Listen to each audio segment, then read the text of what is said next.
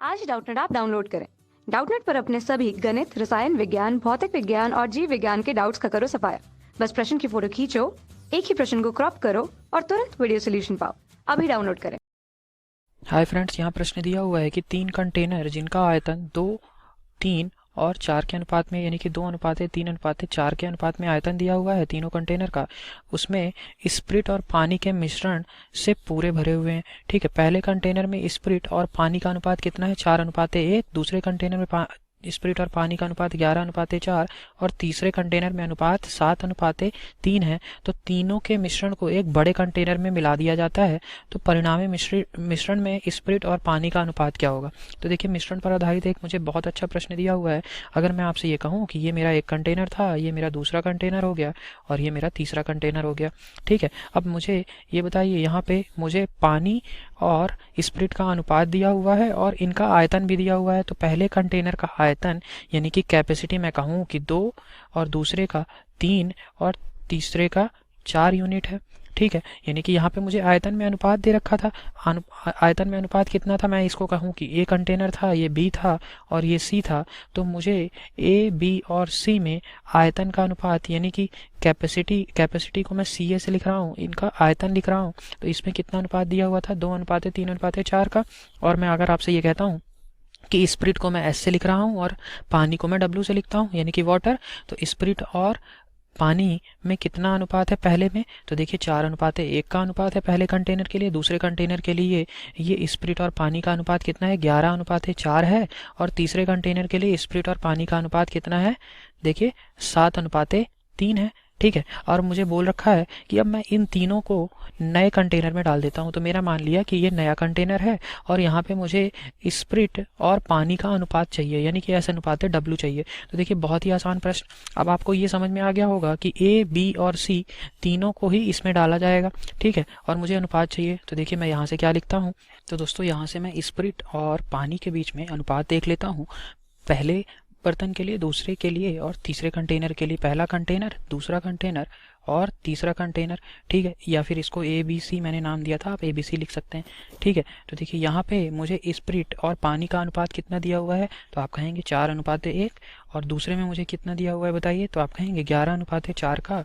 और तीसरे के लिए 7:3 है। तो अब मैं आपसे ये कहता हूँ कि कुल कितनी मात्रा है, इसकी कुल कितनी मात्रा है? तो आप कहेंगे 4 + 1 यानी कि 5 यूनिट। और ये कितना हो जाएगा? 11 + 4 यानी कि 15 यूनिट। और ये 7 यूनिट मेरा स्प्रिट का और 3 यूनिट पानी का, यानी कि 10 यूनिट कुल हो जाएगा। ठीक है, और मैं आपसे कहता हूँ कि यहाँ पे कैपेसिटी रेशियो यानी कि आयतन दिया हुआ है, आयतन में अनुपात। ठीक है, वो कितना दिया हुआ है? 2:3:4 का। ठीक है, तो मैं आपसे ये कहूँ कि यहाँ पे जो कुल मात्रा है, कुल मात्रा जो है मेरी, वो भी मुझे 2:3:4 में ही होनी चाहिए, क्योंकि इनकी जब कैपेसिटी 2 अनुपात है यानी कि आयतन मेरे कंटेनर का 2:3:4 में था, तो कुल मात्रा भी उसी अनुपात में होनी चाहिए। तो देखिए, यहाँ से अब मैं कुल मात्रा को उसी अनुपात में लिख लेता हूँ। तो देखिए, यहाँ से मुझे क्या करना होगा? अगर मैं आप कहूँ कि इसमें अगर ए, बी, सी 3 मेरे कंटेनर थे, पहला स्प्रिट और पानी में अनुपात देखना था। तो देखिए, ये कितना था?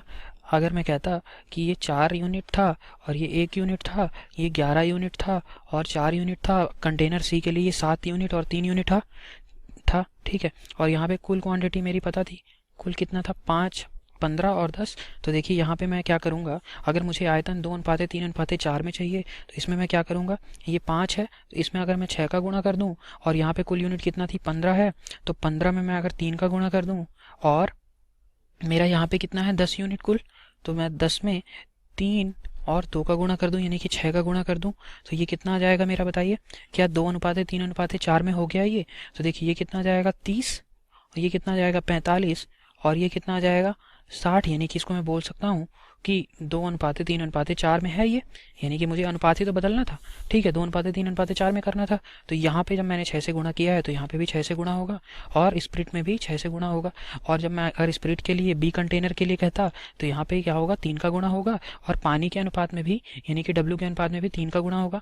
और तीसरे कंटेनर के लिए भी ऐसे ही, यहाँ पे क्या होगा? 3 × 2, यानी कि मैं कह सकता हूँ यहाँ भी 3 × 2 होगा और यहाँ भी 3 × 2 करना होगा हमें।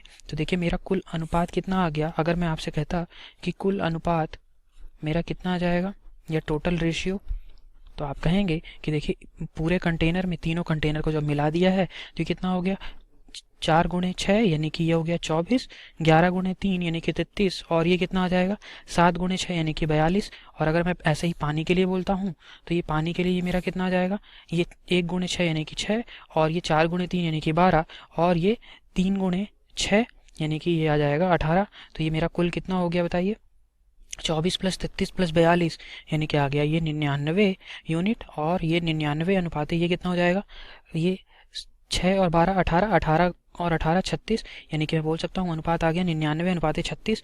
और इसको अगर मैं आपसे 9 से डिवाइड कर दूं तो यह आ जाएगा 11 अनुपात 4। तो मेरा अनुपात क्या आ गया, कुल अनुपात 11 अनुपात 4 मेरा आंसर हो गया। यानी कि हमारा जो कंटेनर ये है जिस ABC से मिलकर बनाया गया है, इसमें स्प्रिट और पानी का अनुपात आ गया 11 अनुपात 4। तो मेरा ऑप्शन नंबर सी सही उत्तर है। Thank you. कक्षा 6वीं से 12वीं से लेकर नीट, IIT, JEE वो एडवांस के लेवल तक 1 करोड़ से ज्यादा छात्रों का भरोसा। आज ही डाउनलोड करें डाउटनेट ऐप या व्हाट्सएप करें अपने सारे डाउट्स 8400 400 400 पर।